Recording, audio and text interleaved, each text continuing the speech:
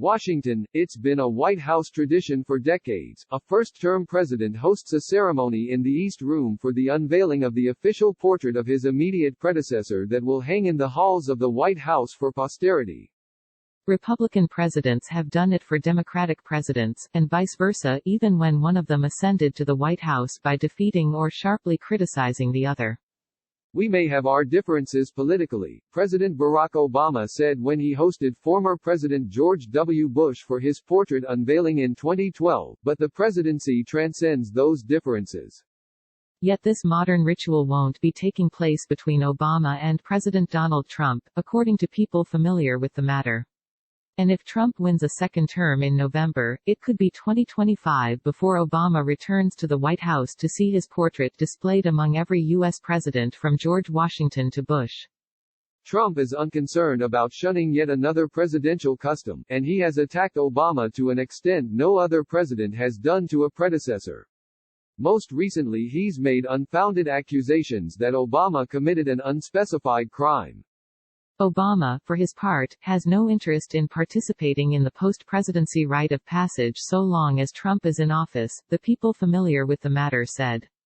It's too soon to know whether the absence of the uniquely harmonious occasion, when presidents set aside political differences, is just a reflection of a singular dynamic between two presidents whose differences have increasingly been aired in full view, or whether it is symbolic of a broader, bitter political era.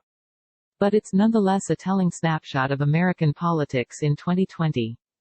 You've got a president who's talking about putting the previous one in legal jeopardy, to put it nicely. We have not seen a situation like that in history, presidential historian Michael Beschloss said. It takes antipathy of a new president for a predecessor to a new level. Katie Hill, a spokesperson for Obama, declined to comment. The White House also declined to comment. It's not often that two presidents are together in the White House. Only 5 living men know what it's like to occupy it as chief executive.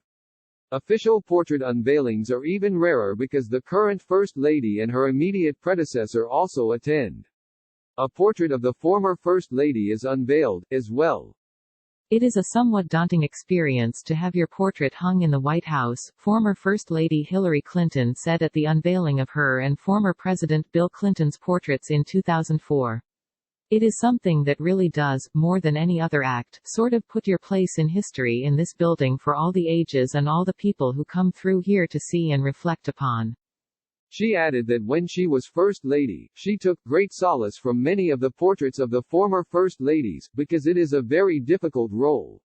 Official White House portraits are separate from the presidential portraits that hang in the National Portrait Gallery in Washington, where the Obamas were unveiled in February 2018. The process for the White House portraits begins near the end of a president's term or soon after, and it takes a few years to complete.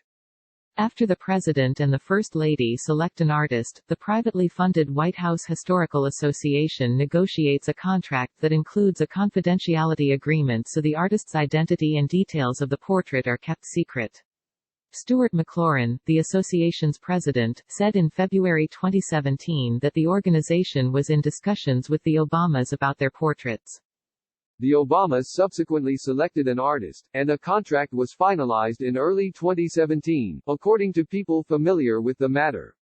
But the process stalled there, they said. Typically, the next step would be to schedule sittings for the former president and the First Lady, followed by a back and forth with the artist about what they like and don't like.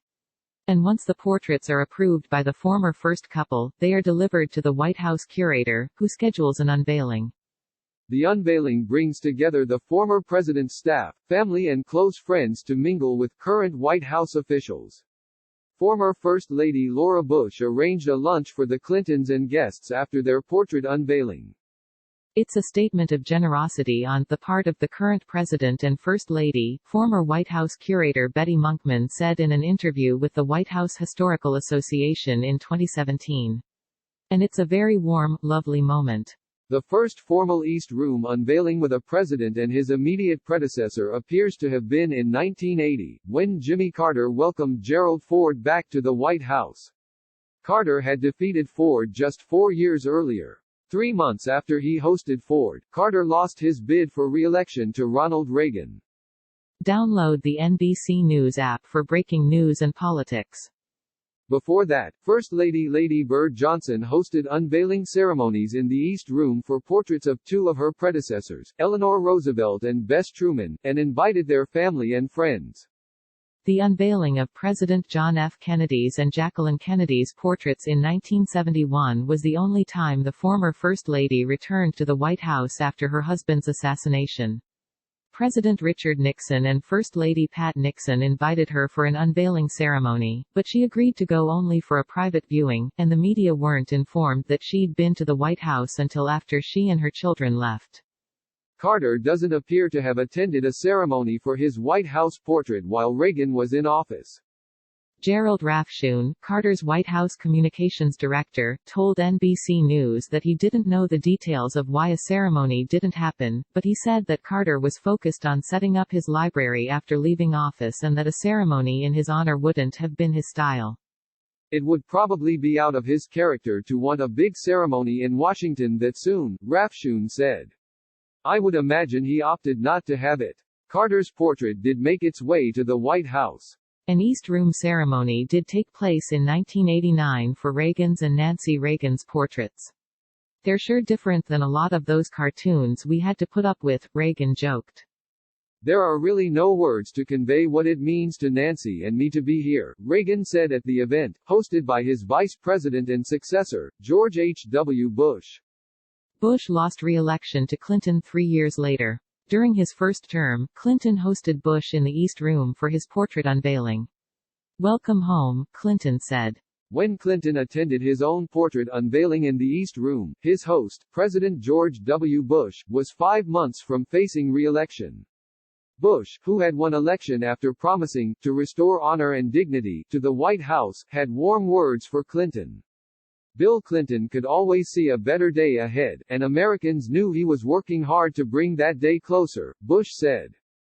And when Bush returned to the White House for his portrait unveiling in May 2012, Obama was in the middle of a heated re-election campaign. Obama had won his first term in large part by campaigning against Bush's policies, particularly the Iraq War. Bush turned his successor's political barbs into a joke, telling Obama, when you are wandering these halls as you wrestle with tough decisions, you will now be able to gaze at this portrait and ask, what would George do?